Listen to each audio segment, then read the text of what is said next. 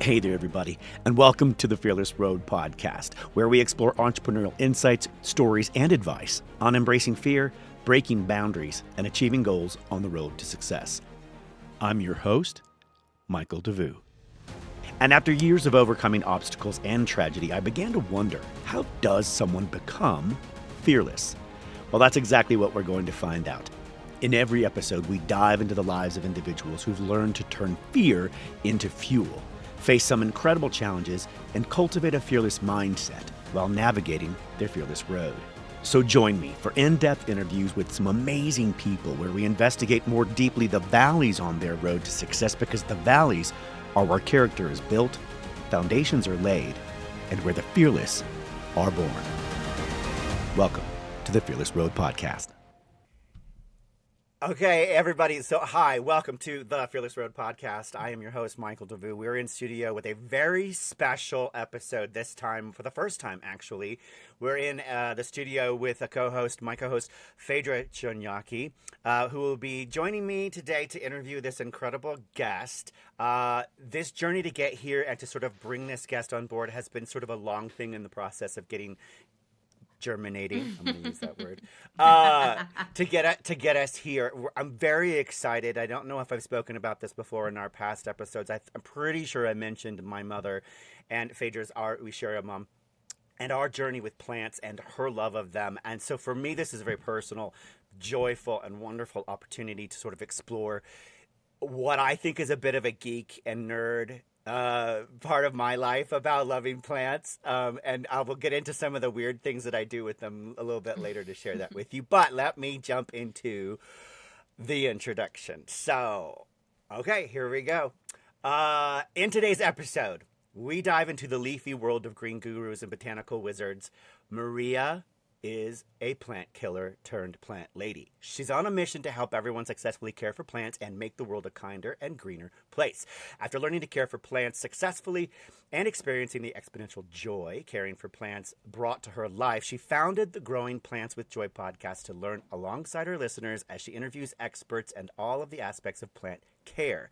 Growing Joy with Plants has grown into the top home and garden houseplant gardening podcast in the world. Hello.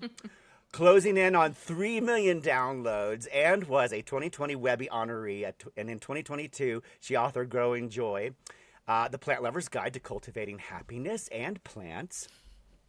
Awesome. Maria spent the last decade as a professional musical theater performer. Thank you very much. And has been seen on Broadway musicals in the Great White Way around the world. She's thrilled now to use her voice to help people grow more joy in their lives through plant care, and to use her voice here on the Fearless Road podcast. Ladies and gentlemen, please welcome Maria Failla. Failla? Faella. Failla, but no one... That was awesome. Yeah, no one pronounces my name correctly, so I'll never hold it against you. It's so weird. Well, ladies and gentlemen, that's the first F-up of this episode, so don't mind me. Yay, welcome, Maria. Thank you. This is like applause all the way around. Thank you. We're so excited to have you. I can't believe this, like I said before, this has been a journey to get us here. Both Phaedra and I got your book, and we've been sort of reading your book and leafing through it. It's terrible, all these puns. But before we begin our journey, I would like for all of us, if you guys have the book and you've already picked it up, fantastic. You're good listeners. Congratulations. You get a star for today. We're going to reference, I believe it's page 8. We're going to take a little cue out of Maria's book with Growing Joy Plant Lovers. On page 8, these are the tips she said we need to go on our journey. So before we begin our journey together, gather around, ladies and gentlemen. 1, you need an open heart and an open mind, which you already have, because that's what you bring when you come and listen to our show. 2, a journal to expand on the writing prompts and tips and tricks that we're going to be talking about today. So make sure you write this stuff down. Keep these notes. I have my journal here and my notes on the screen. Phaedra's got hers, and it has a leaf on it, a little flower. A plant or 2. You can see mine here and this one. Yes. This Mine are behind me. Our representative. for today. I don't know if they show or not, but And then there's one Phaedra has there. hers in the background, and Maria's got a couple. Mm-hmm. Maria's not in her normal habitat, so she brought a bit of habitat with her to her parents' Yeah, place where she is currently. my normal office, I have about 40 plants. I've completely changed my bookshelf I installed grow lights in my bookshelf to have a bunch of plants. But sadly, but my parents are in Florida, and Florida is where like all of our houseplants just grow naturally outside. So I'm Of still course. enjoying the scenery. All right. Well, the next thing we need is a dedicated window, and that is because we always need light in our lives, right? We need light to come in, and we need to absorb that light. I have one here. The sunlight's shining through it, bouncing off my table from the morning light here in the mountains in New Mexico. Phaedra has a big window of light behind her, and Maria does too. And the last thing, but this is really important, snacks. Snacks are important, Snacks are ladies so and gentlemen. important. I have Ritz crackers and an apple. Phaedra's got her little bowl of fruit. This is so fun. We are prepared. Yep, everybody take a sip. I've got my iced tea. We are prepared. You guys, curl up, roll up, get up, snuggle up, whatever you got to do. We're going to get into this with Maria Failla, our guest, Growing Joy. We'll be right back. Okay, so before we get started, let's get a little background on, I love to get background on my guests. For those of the audience who don't know Maria, Maria, can you catch us up a little bit on your journey to get here as the plant killer turned plant lady? Yeah. We already mentioned that you came from Broadway, so I assume that your journey has been a bit of a winding road. A very winding, fearless road, shall we say. But so, yeah, I mean, I used to be an epic plant killer, couldn't keep a plant alive if someone paid me money. I really viewed plants as if I had $10 to spend on a bouquet of flowers or $10 to spend on like a, little snake plant or orchid at Trader Joe's, I would always buy the plant because it would die slower. Like I felt like I would get more out of my investment, but I never even thought that these plants could like thrive in my home.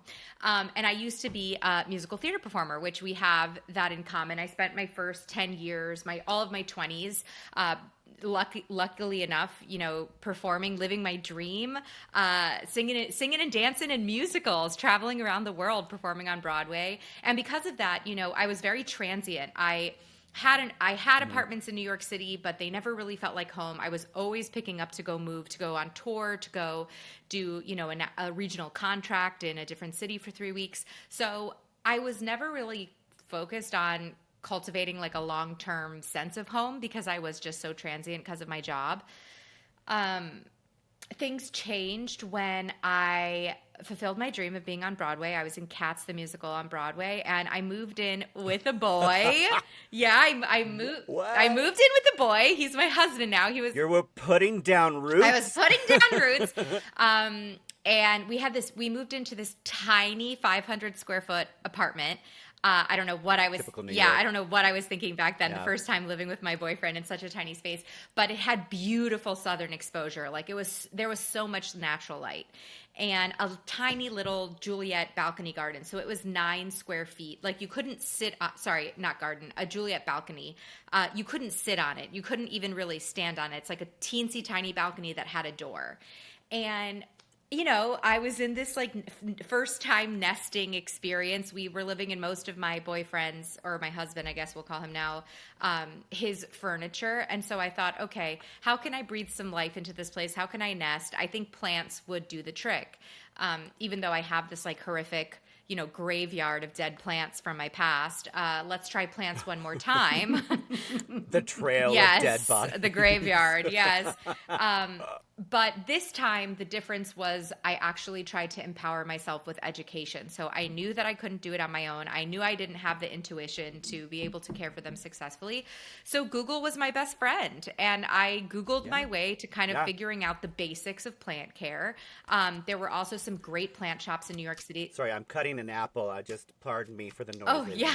Please continue, Maria. Yeah. I'm gonna have my snack. Have your snack while I tell the story. So I made friends with our local plant shop owners and asked them for advice. And I connected with a lot of people on Instagram. There were all of these like plant influencers, but people on Instagram that all liked plants. And they were kind enough to answer my DMs and, about questions that I had. Plantpreneurs. Yes, plantpreneurs, exactly. So, I like to say that I came for plants for the aesthetic and I stayed for the wellness because I really did. I came for them because I feel like when I looked at interior design magazines, there were plants everywhere. And what I didn't realize was plants, I'm a wellness junkie. I've read every self-help book. I've been in therapy my whole life. I go on the wellness retreats. I do the yoga. I do the juice cleanse. I do all that kind of stuff. And so at that point, I had spent thousands of dollars on wellness. And I was shocked that these affordable, tiny little pots of plants were one of the best wellness tools that I had ever encountered. Once I started caring for plants and seeing them grow, seeing life unfold before my eyes, this like dormant corner of my heart opened up and I started experiencing such joy and connection to something larger than me in a way that I had never experienced it before. And I wanted to talk to all my friends about it, and no one wanted to listen to me. Like none of my performer friends wanted to hear about my tomato plant.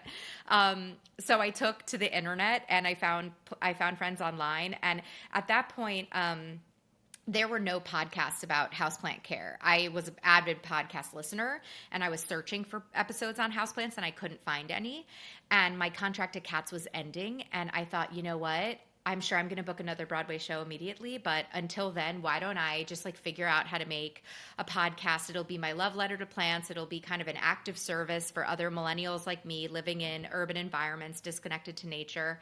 And I just YouTubed my way into launching a podcast. I used GarageBand. I borrowed a friend's microphone for my first 20 episodes. I launched the podcast and then kind of thought after 10 episodes, I'd be done. I'd book another show. I'd move on with my life. And I did not book another show soon after because, the theater industry has its ups and downs. And I ended up connecting with this incredible community of plant people, and the downloads kept doubling. And, the energy in my life was just naturally flowing towards plants and the podcast. And I feel like I had a lot of divine intervention of doors opening and doors closing, closing on my performing career and opening in this podcast career to kind of allow for this to unfold and bloom. And I haven't looked back. So like you said, I think we're 7 years in and I get to be a full-time planty podcaster. It's like who thought? Yeah. Who thought that's a real job? Incredible. Yeah. So fun. Yeah. Your journey is one of many podcasters who discover that they just want to sort of video journal something that they're fascinated with. And the the gift of the internet has afforded us the opportunity to find our people. Totally. And it's wild. And when you do that, like to be supported and get that kind of spread that joy, spread that impact, spread that love. It's such a cool journey to see happening. As I mentioned, I think before, Phaedra and I have a very unique experience and very unique background with Yes, tell me plants. more about this because you mentioned with your mom. Please. I want to know more. Phaedra, will you please tell the story a little bit about our relationship both with our mom and plants, and let's get the audience a little bit side track. Michael's mother and my dad married, almost 25, 30 years ago? 30? 25 plus. Mm-hmm. It's been a long time. So we're technically stepbrother and stepsister, but we've been in each other's lives so long we don't see a difference. Mm-hmm. So he's my brother, I'm his sister. And then people see us together and they're like, what? That doesn't make sense. And so his mother was very much a second mother to me. I was truly blessed in the stepmother that I received in life. And she was a mother to me in all the ways that my mother couldn't be and wasn't equipped to be. And so I called her mom. And, mom was a prolific gardener. She was much more with outside gardening than she was with houseplants indoors. She had a couple, and she always had the best garden on the block. It was always a haven. There was always some sort of water feature. There was herbs, there was flowers, there was roses. And, she would spend a lot of time outside because for her, that was her prayer time. That was when she communicated with God, was when her hands were in the dirt. So it was very important for her. It was beyond a hobby, Yeah, it was spiritual. And so, it was very much a spiritual practice for her. And, Michael and I both spent time with her in the garden. And, we took a lot of inspiration from that. What do your plant collections look like individually now? Well, okay, so what's funny is like when we had to move our parents up to I don't want to call it a retirement home. This is our family home that's been in our family for like that they 100 retired years. into. Okay. Yes. And so we were moving them from Texas up there, and I moved a 20-foot truck with about 100 plants. Amazing. Up there for her. And even though she passed away, we inherited a few of these plants. Our other sister, Michelle, inherited some of these plants. Daddy Leon got the bulk of what was left over, and I don't think very many of them are left because he didn't have the green thumb that He's she not did. a planty person. He's not a plant man.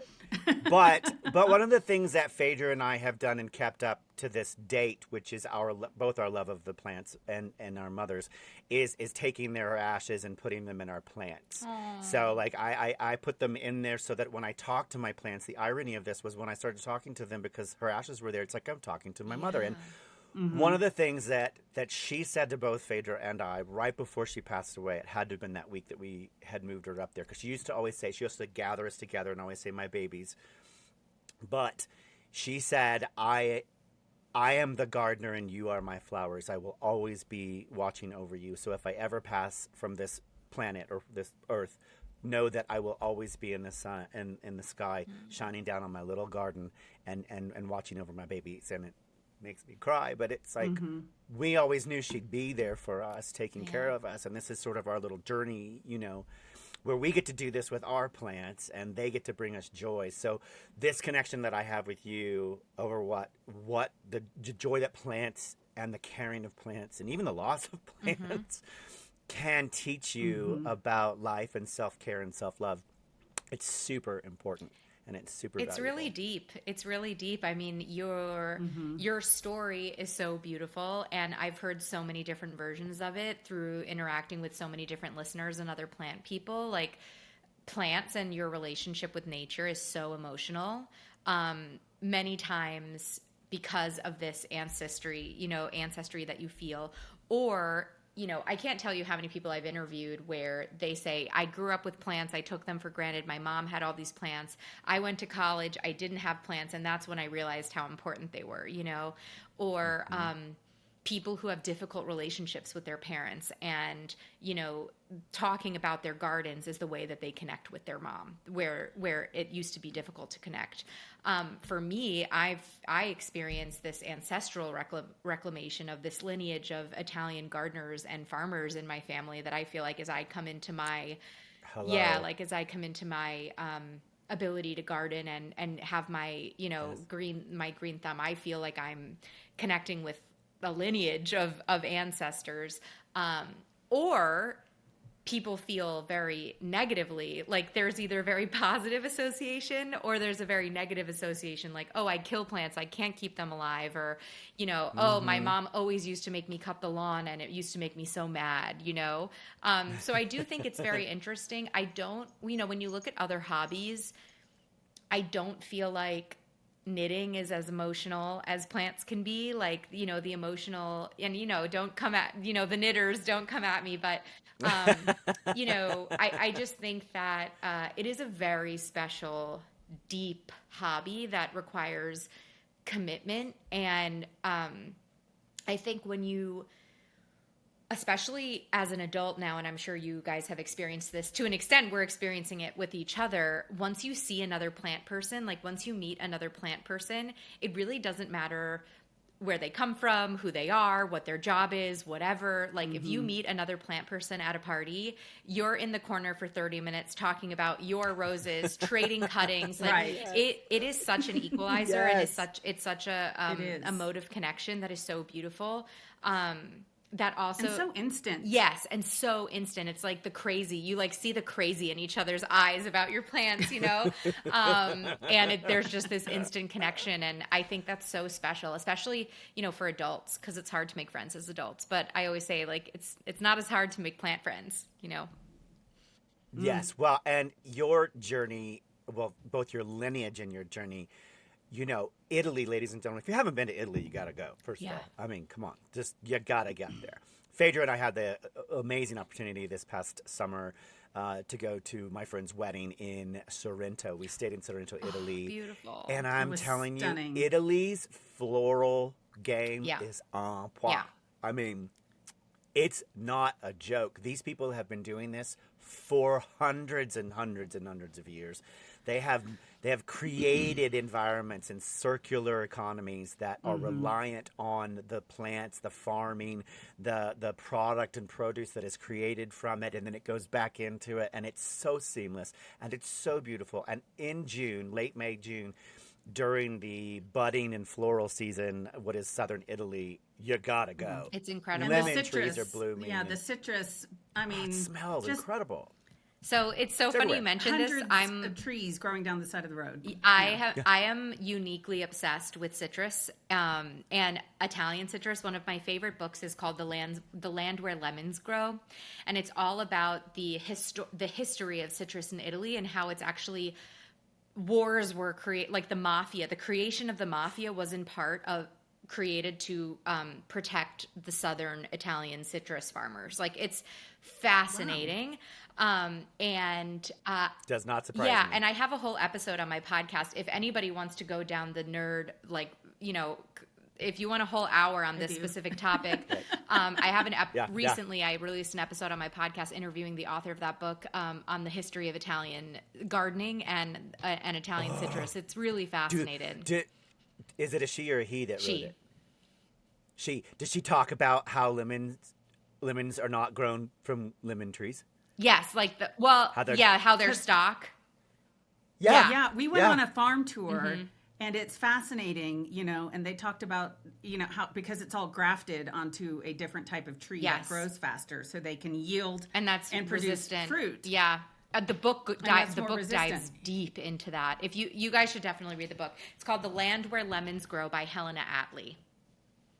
Yes, and The Land Where Lemons Grow, ladies and gentlemen, if you ever get a chance to like tour and see one of these farms, the scaffolding, the gardening, the land, the landscape, and the hills and the terrain and all of this builds this really unique world, this underbelly world where people climb these little ladders and they climb across scaffolds and they graft these plants onto little orange trees and tree stubs.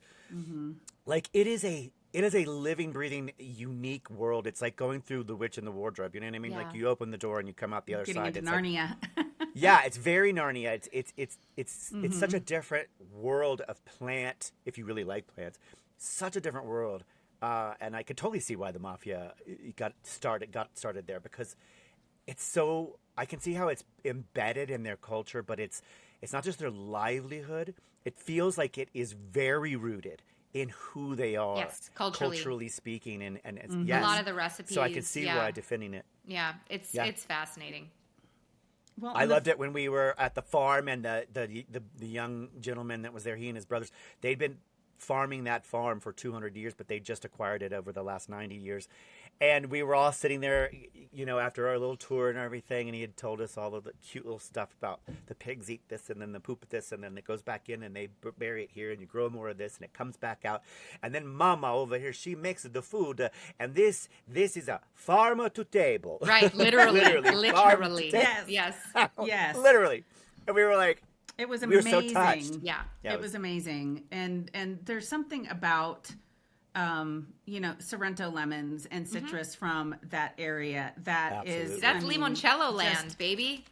Oh, I Hawaii, know. yes, I know. It is limoncello beyond. spritz. Yes. It is beyond. I mean, you think you like lemons from here? Like, no. It's a next level experience for sure. Next level. Pardon me, I might eat another snack. So, all right, so let's talk. The show's about the Fearless Road, and it is about sort of like how we deal with fear. In your unique experience as a plantpreneur, podcaster, female entrepreneur, making that transition from your previous career, which, by the way, for those of us who are performers, the moment when you mentally have to decide you're moving away from what has consumed your life, your body, your nurturing, your naturing, your nutrition, your diets, your habits for years. Yeah. And it's time to move on, right?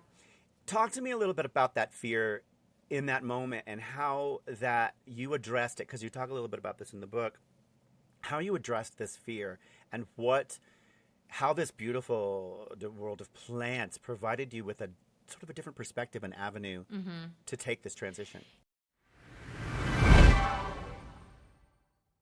And this concludes part 1 of the interview with Maria Faella. When we come back with part 2, we'll find out what it was like to leave Broadway and literally move into the woods.